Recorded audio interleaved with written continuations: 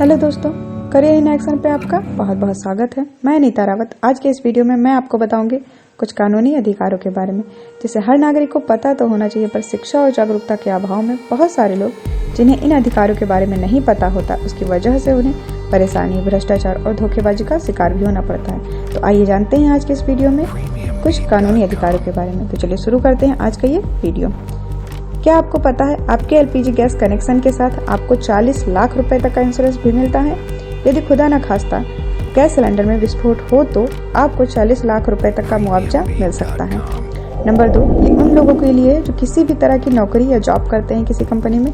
तो अगर आप किसी कंपनी के द्वारा भेंट किए गए तोहफे को स्वीकार करते हैं तो आप पर कोई भी व्यक्ति रिश्वत लेने का मुकदमा चला सकता है। आजकल कंपनियों में लोगों को तोहफे भेजने की परंपरा बनती जा रही है।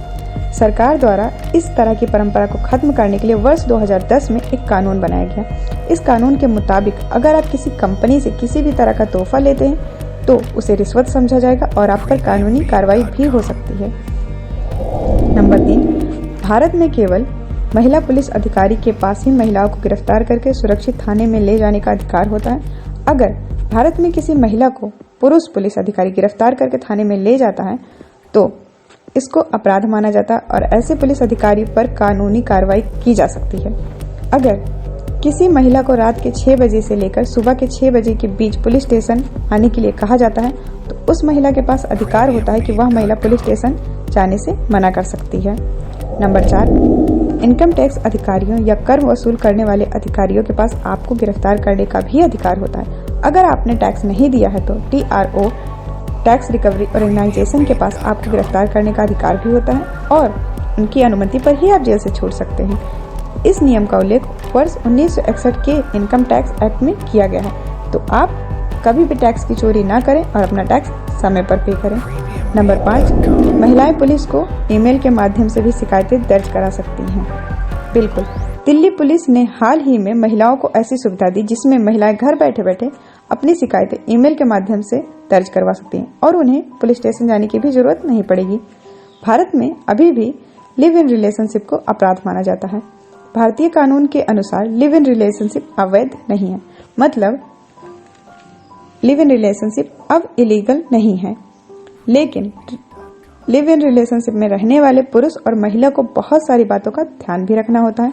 अगर लिव इन रिलेशनशिप में बच्चे का जन्म होता है तो उसका माता पिता की प्रॉपर्टी पर पूरा अधिकार होता है। तो जो लोग लिव इन रिलेशनशिप में रहते हैं उन्हें यह ध्यान देना है कि अगर उनको बच्चा होता है तो उनकी प्रॉपर्टी पर उस बच्चे का पूरा अधिकार होगा।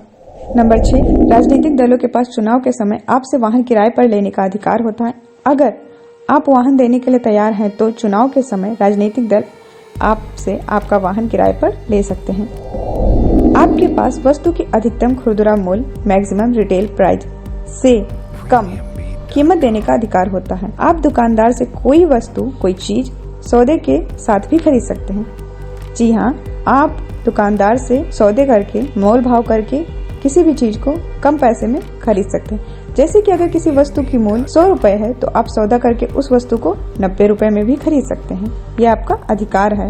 नंबर 8, अगर कोई व्यक्ति आपसे काम लेकर, मतलब आपसे काम करवाकर या आपसे पैसे उधार लेकर आपको भुगतान नहीं करता है तो आप अदालत में उस व्यक्ति के खिलाफ शिकायत दर्ज करा सकते हैं। भारतीय अधिनियम के अनुसार अगर कोई आपको भुगतान नहीं दे रहा है तो उस व्यक्ति के खिलाफ अदालत में एप्लीकेशन लिखकर मामला दर्ज करवा सकते हैं।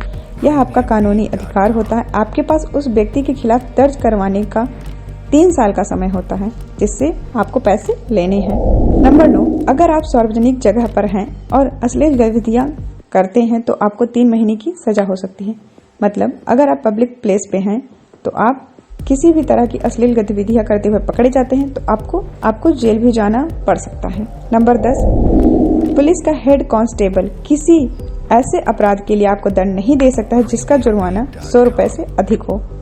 अगर आपने एक से अधिक कानूनों के नियमों का उल्लंघन किया है तो आपको चालान किया जा सकता है। बस मतलब पुलिस का अधिकारी जो हेड कांस्टेबल होता है वो आपको सिर्फ 100 रुपए तक ही पनिश कर सकता है, उससे अधिक ज़्यादा आपको पनिशमेंट नहीं दे सकता है। तो आप सतर्क रहें। कोई भी पुलिस अधिकारी आपको ज़्यादा चार्ज नहीं कर सकता है, मतलब आपको ज़्यादा रुपए का पनिशमेंट नहीं दे सकता है। Thank you for watching this video.